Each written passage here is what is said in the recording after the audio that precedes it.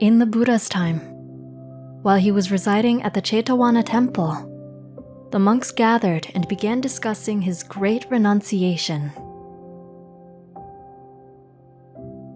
The monks praised the Buddha for renouncing his life as a prince and taking on the life of an ascetic.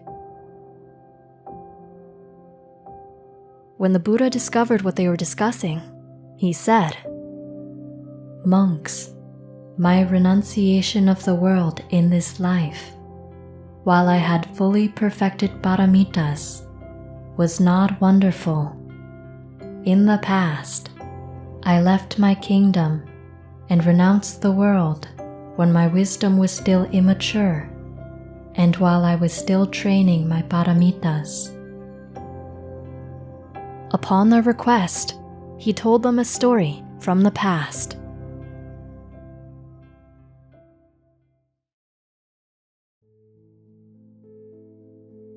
A long time ago, when King Kasiraja ruled justly in Benares, he had 16,000 wives, but not one of them conceived either a son or daughter.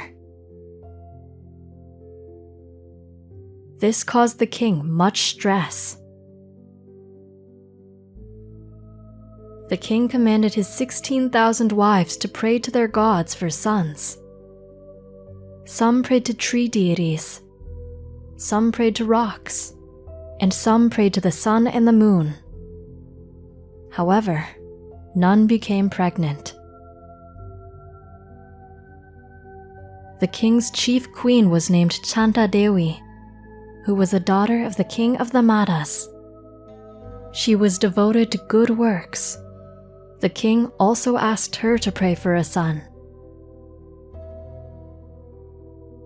So, on the day of the full moon, Queen Chantadevi took the Uposatha vows and reflected upon all the goodness she had done in her life. She made an act of truth and said, "In this life, as far as I can remember, I've never broken the precepts. If this statement is true, may a son be born to me." Through the power of her piety, Saka's heavenly seat became hot. Saka considered the cause and decided to help Chantadevi have a son. Saka scanned the heavens for a suitable Dewa to send to be reborn. Saka then saw the Bodhisattva. Saka saw that the Bodhisattva had previously reigned in Benares for 20 years. After that, the Bodhisattva had been reborn in the Usada hell, where he suffered for 80,000 years due to his actions as king. After that, the Bodhisattva was reborn in the world of the 33 gods, and after the allotted time, he desired to go to the world of the higher gods. Saka said to him, "Friend, if you are born in the world of men, you will perfect some of your paramitas and create much benefit for mankind. There is a queen named Chantadevi who is praying for a son. I ask that you go be born in her womb." The Bodhisattva consented, and along with 500 deities who wished to be reborn as his attendants, he was conceived in the womb of the queen. The other deities were conceived in the wombs of the wives of the king's ministers.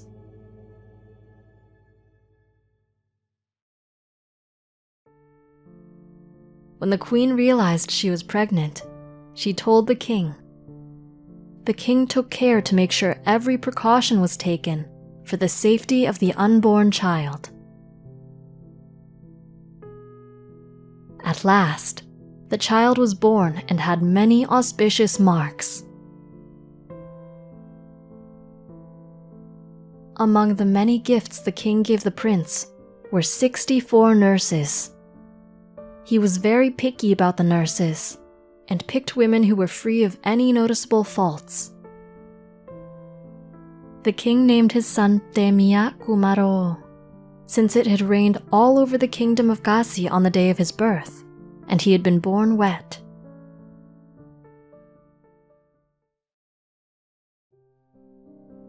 When the prince was 1 month old, he was brought to the king.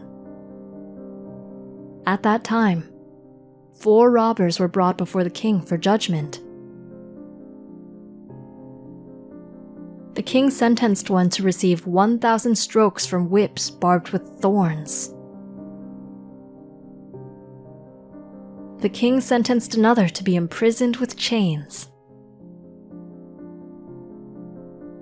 One was to be impaled with spears. Another was to be executed. The prince, hearing his father's words, was terrified and thought to himself, "My father is a king and is doing an action that leads men to hell. By ordering the death of these men, he is directly involved in their suffering and has thereby created massive undesirable karma that he will have to repay." The next day, while laying under a nice white umbrella, the prince pondered where he had been born before coming to this palace. He then remembered his past lives. He remembered that he had come from the land of the gods. But before that, he had spent 80,000 years in the Usada hell. Those 80,000 years were long and torturous. They left an imprint in the prince's mind that scared him to his very core.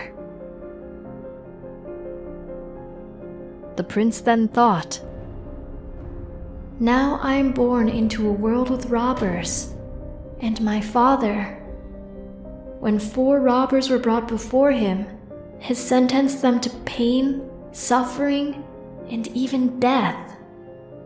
This will lead my father to hell. If I am king, I too will have to do what he did, and then end up in hell again."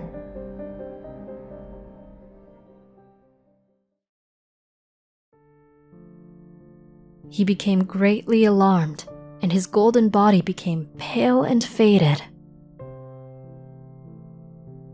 He began thinking about how he might escape from this future he saw ahead of him. Then, a goddess who dwelt in the umbrella, who just so happened to have been his mother in a past existence, comforted him.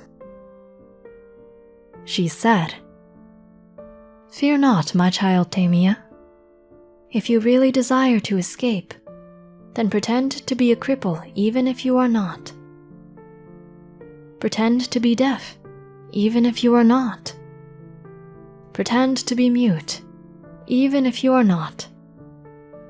Put on this act and show no intelligence." The prince thought about her advice and gained resolve. He decided that this was his best and only choice. From then on, the prince stopped moving.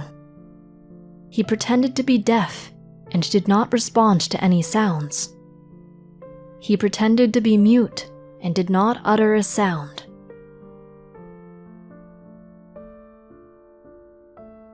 No matter what anyone did or said, or even though it made his father and mother sad, he did not waver from his conviction.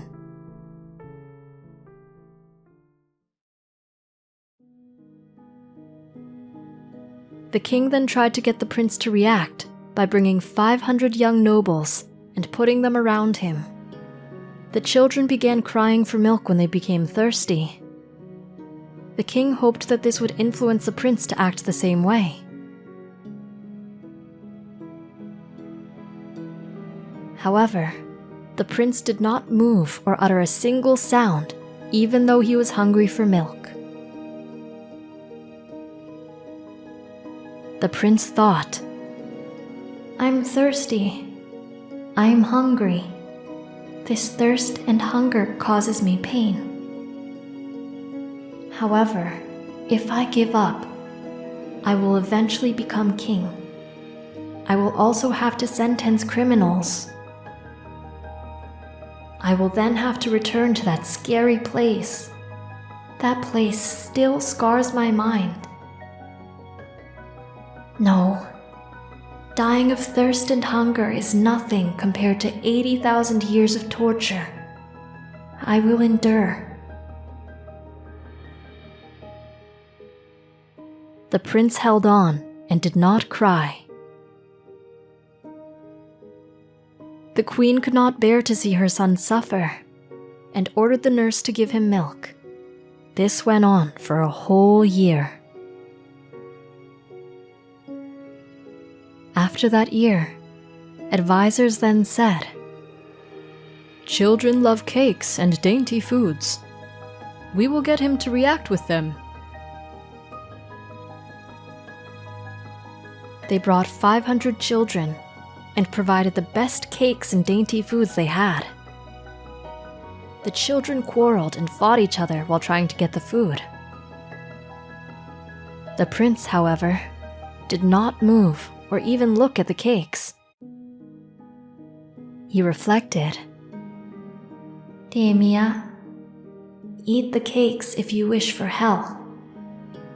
Is this pleasure worth the pain that follows it? Kings must go to war and be the cause of much pain and suffering. All evil karma leads to undesirable births. No amount of cake is worth that."